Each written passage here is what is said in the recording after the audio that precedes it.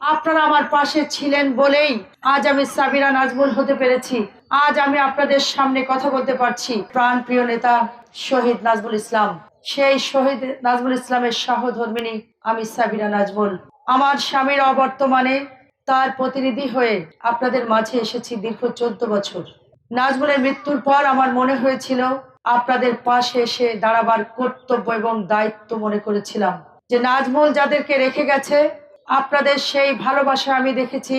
ভালোবাসায় সিক্ত হয়ে নাজমুল 2011 সালে তার শেষ বিদায়ের দিন লক্ষ লক্ষ মানুষের উপস্থিতি প্রমাণ করেছে যে আপনারা তাকে কতটা ভালোবাসতেন।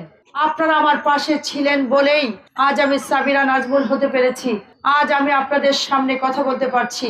আমার দল আমাকে প্রত্যেকটা বাড়ি আমাকে মূল্যায়ন করেছেন। আমাকে উপজেলা সভাপতি বানিয়েছেন কিছুদিন আগে, আমাকে উপজেলা চেয়ারম্যান বানিয়েছেন আপনারা আনারস মার্কায় ভোট দিয়ে। আপনাদের মনে আছে হয়তো এক একজন ভোটার একবার না, দুইবার না, তিনবার না, 4 বার পর্যন্ত চেষ্টা করে আমাকে একটি ভোট দিয়েছেন।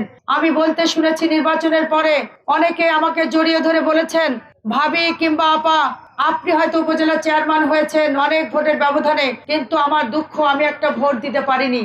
এই যে মানুষের আকুতি, এই আকুতি নিয়েই আমরা মাঠে ছিলাম আপনাদের ভোট অধিকার প্রতিষ্ঠিত করবার জন্য, নারীদের ভাগ্য উন্নয়নের জন্য। আমি ঝিকরগাছের মানুষ, আমি দীর্ঘ বছর আমি সেবা দিয়েছি।